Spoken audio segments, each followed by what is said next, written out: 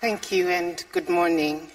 And I would like to take this opportunity to thank the conference organizers for inviting me to share on PrEP implementation in middle and income countries. But I have decided to revise the title and call it Breaking the Cycle from Squandering to Seizing Opportunities for Impactful HIV Prevention.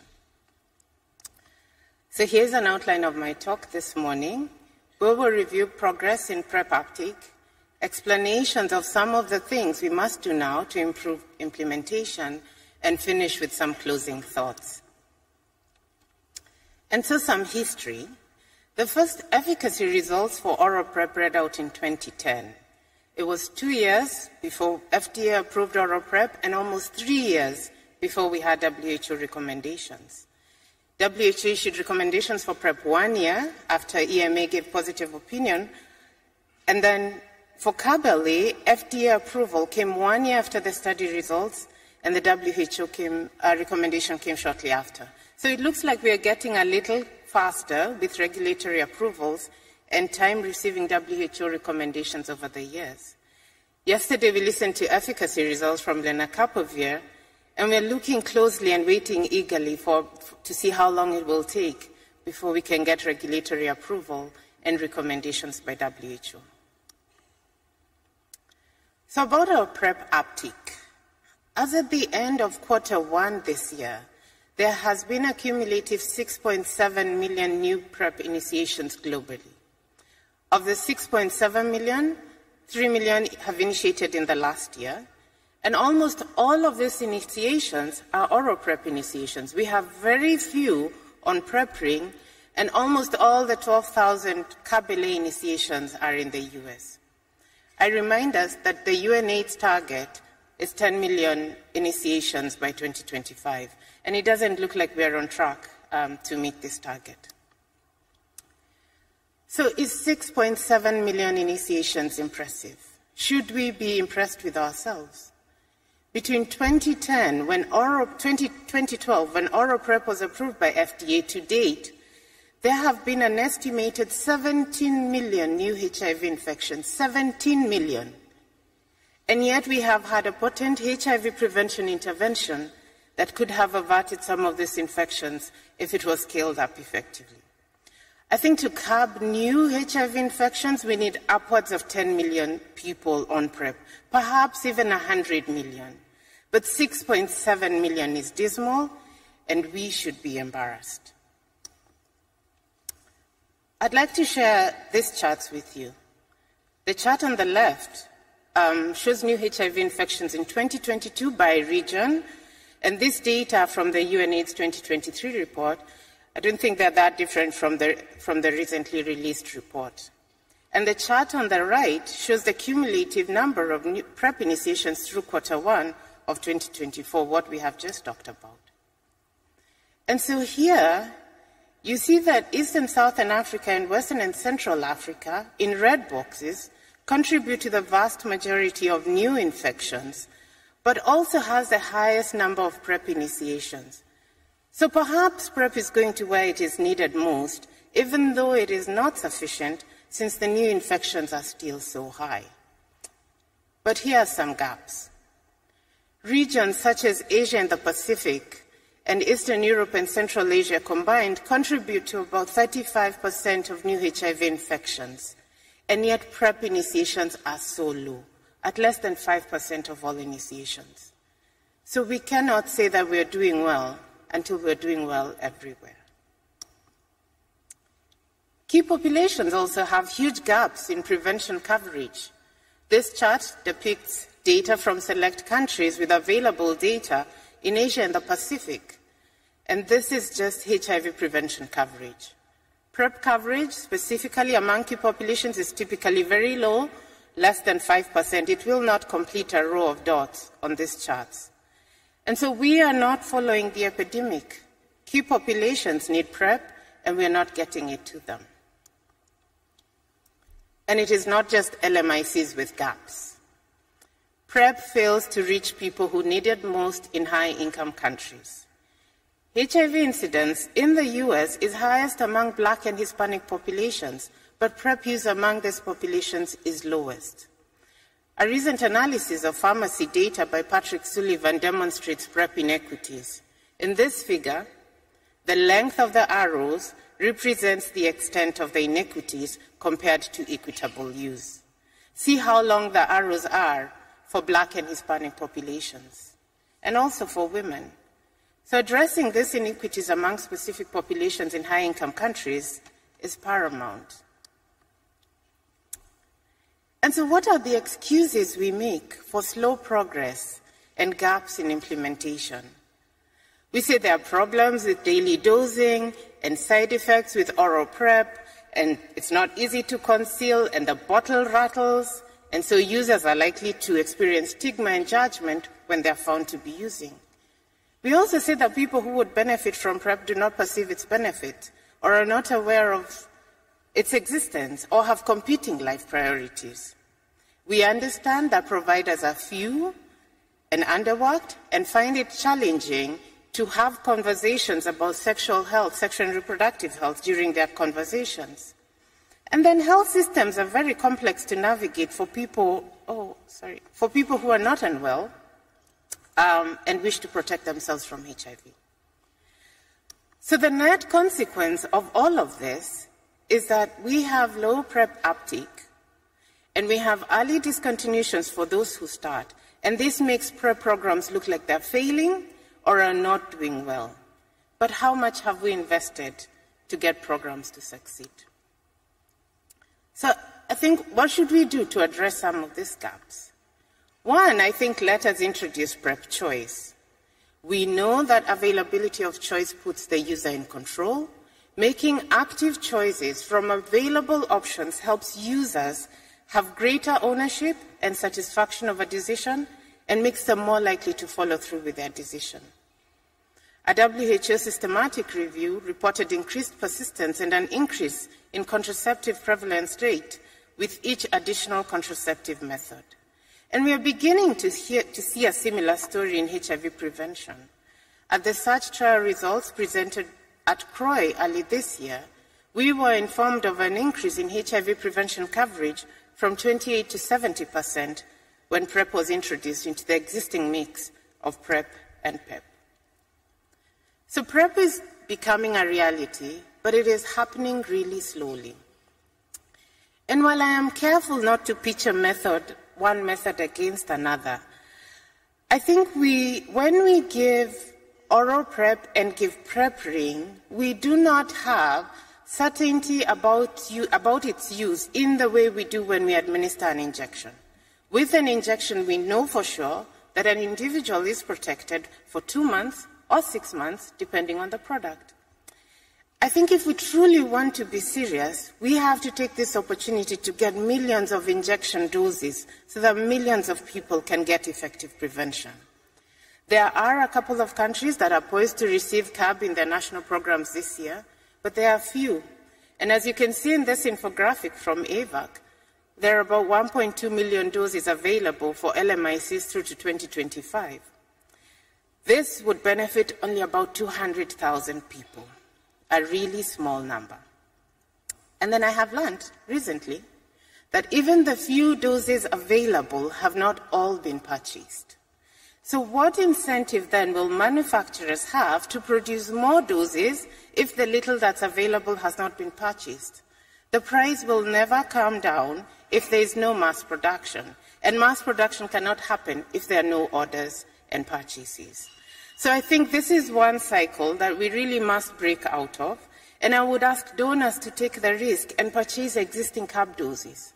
And then governments take the risk and create demand for CAB. I think this is how we will bring the price down and increase access. There are a number of implementation studies that are offering PrEP choice.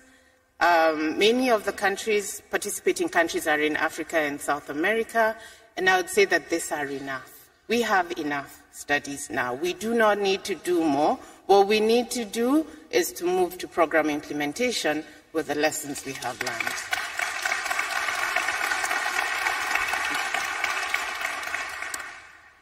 And then we now have learned results out. Let us seize this opportunity to set a new standard and make it available to all who need it fast. Gilead, really, you have been called out many times, expedite submissions to regulatory bodies, who should then be swift to review. And then donors, please start having pricing negotiations now and volume guarantee discussions now to ensure a sustainable supply before generics come to market. WHO should set up systems to ensure recommendations are released as early as possible. And then countries should be thinking about introduction plans. Each country does not have to do its own introduction study. We should instead have a few coordinated non-research pilots with thousands of PrEP users across many countries that will provide relevant information for LEN introduction and for other new products. So besides having several options that users can pick from, PrEP services need to be simplified, and WHO has called for decentralization, demedicalization, and innovation as we offer PrEP. And this simplified, innovative delivery has taken many forms, including delivery in public, private, community places, by peers, and taking advantage of technology. In Vietnam, for example, PATH runs a PrEP program that serves transgender women. They have a one-stop shop delivery approach that offers STI, mental health, and primary health services. When they introduced gender-affirming services to their programs, there was an increase in the number of individuals who came to get PrEP. And as you can see here, their monthly refills have been consistently high among transgender women receiving services at these sites. In South Africa, the team at Wits RHI has implemented numerous activities to reduce burden among adolescent girls and young women. PrEP information is delivered through various channels, and services have been brought to the community at mobile clinics, at chief homesteads, and at community pharmacies. And it is not just PrEP but they also provide self-care packages that resonate with and are important to the young women. In Brazil, use of technology to reach young and vulnerable MSM who are lagging behind in PrEP access has been instrumental. Projects have taken advantage of social media and geosocial networking apps to reach this population and keep them engaged. One project reported great refill rates over a year of follow-up for young and vulnerable MSM who had been engaged through technology. So I think making PrEP easy and fun by innovating access points, innovating how to engage with populations that would benefit most, and by meeting their other needs, which may sometimes be more important than their needs for HIV prevention, may be the way to succeed at PrEP implementation. We need to employ approaches that are welcoming, that allow clients to keep coming back again and again, and try and do prevention again, even if they did not succeed at their first attempt. But we do have some missed opportunities we need to address. Pregnancy and breastfeeding constitutes periods of increased likelihood of getting HIV, and incident maternal HIV infections at this time results in increased probabilities of transmission to their unborn babies. In 2022, 1 in 5 HIV infections were due to new maternal infections during pregnancy and breastfeeding. We cannot succeed at eliminating maternal to child transmission if we do not intensify PrEP delivery in this population. So shouldn't we have a PrEP or an opt-out approach for PrEP among pregnant and breastfeeding women, especially in high incidence areas?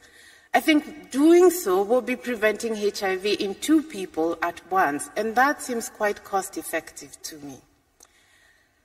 The other thing is that pregnant and breastfeeding women are also left out from new methods as they get developed because they're excluded from clinical trials. The research fraternity should now find ways for safe and ethical inclusion of these populations in clinical trials, and we have seen movement in this direction from the PURPOSE trials that included them, and we applaud them for that.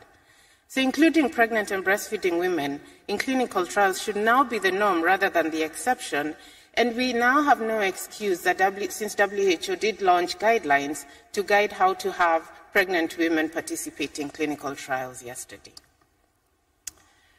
What do we do with partners of index clients who test negative? We have a missed opportunity for prevention here. Programs focus on finding partners who test positive for HIV, but we are not paying attention to those who test negative. And yet there are a population that would benefit from PrEP. Their partners have only recently been identified positive. A project supported by RISE in Nigeria has been assessing partners of index clients who test positive for PrEP. Over the last 3 years, of those screened for PrEP, more than 20% were found eligible, and almost all of this have initiated PrEP. This is a PrEP talk, but I would like to say something about post-exposure prophylaxis. An effective but underutilized intervention, HIV prevention programs have positioned PrEP as a product to use when you have failed, when you have not been that perfect individual who plans for sex and therefore took PrEP in advance, an individual who was described by Jane Marazzo yesterday. PrEP access is difficult. It is highly medicalized and reserved for high-risk exposures, occupational exposures and GBV. But engagement in HIV prevention to remedy a recognized risk that has already occurred is different from engagement to protect an anticipated event in future. Colleagues in Kenya and the US have been conducting studies to evaluate feasibility of PrEP in pharmacies. They found that for every person initiating PrEP in the online pharmacy platform, 7 initiated PrEP. In the brick-and-mortar pharmacies, there were 2 people initiating PrEP for every PrEP initiation. These findings were not expected going into these studies, and all demand generation work was geared to promote PrEP. This work has been presented at this conference by Patricia and Tabitha, and I encourage you to look at it. But I think it is unacceptable that there is absence of meaningful PrEP programming in the face of high client demand and existing pharmacy distribution channels that are proving to be the preferred channel of delivery. So I think we should now have concerted efforts and dedicated funding for PrEP programming. PrEP programs have been obtaining uptake, continuation, and current use indicators. To collect this data, facilities have registers, often paper, with columns upon columns of data for each client that the provider has to complete, and then summarize this into aggregated reports. Most countries have additional reporting requirements that are a burden to providers. And then some of these indicators that we collect are challenging to interpret.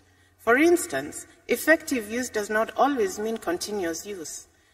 People may cycle on and off PrEP effectively, but our indicators are not able to pick this. So we need a new approach to PrEP M&D that is not just an adaptation of the tools we have used for treatment. We need indicators that are less burdensome and more informative. WHO has proposed a new set of indicators to enable us better understand the scale and impact of PrEP programs, and an example is the volume of PrEP prescribed. Catherine Kripke and Jessica from Avenir, as part of the Mosaic Consortium, have examined the feasibility of collecting this indicator and have presented work at this conference. Donor investments for PrEP programming have been low and difficult to quantify, and any increases have been slow. PrEP funding is usually on the margins of other programs. And I think we remain in a state of imbalance. On one hand, we have PrEP users and providers trying to make PrEP work, despite challenges with products and service provision that make it difficult for PrEP users to start and stay on PrEP. And then on the other hand, we have donors who are looking at the small, slow numbers and using this to justify a reduced investment in PrEP. So this is another cycle that I think we must break out of, and the donor community should help us get out of this cycle. Resources are necessary to scale up innovative preferred service delivery models. Resources are needed to get people to try PrEP over and over, and that's normalized PrEP. We cannot just sit and wait for new products because people need prevention now. So to you, the donor community and governments, I think you need to wholeheartedly commit to bringing HIV infection to an end by seriously investing in HIV prevention. We know you can commit, and often when you commit, the impact is great. So we are waiting for you and counting on you to step up. And so in summary, Not doing HIV prevention well is a luxury we cannot afford. Our current PrEP programs are certainly not sufficient, as new HIV infections have stagnated.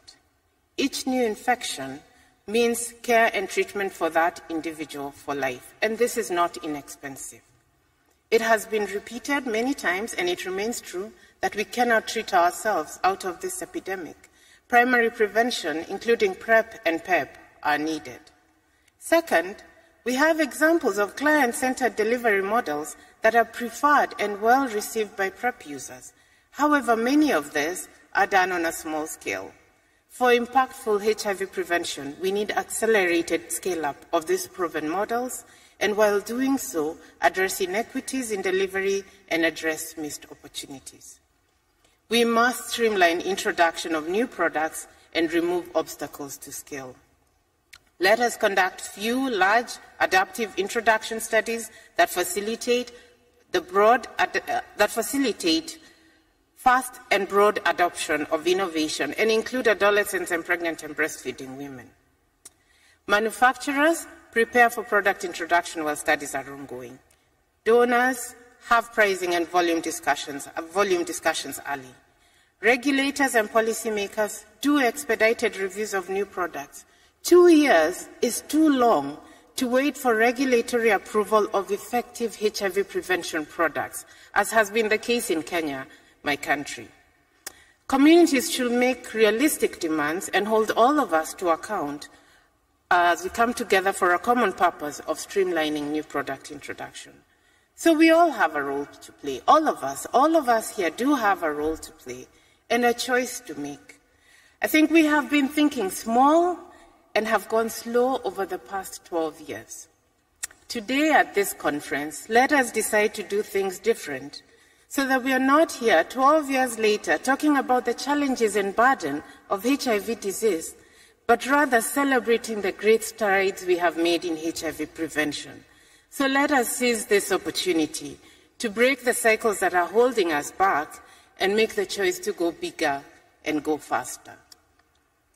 And with that, I would like to thank all these individuals who have worked with me to develop this talk, and also acknowledge these organizations and projects that I have worked with that allow me to do HIV prevention work and learn so much in the process. Thank you very much.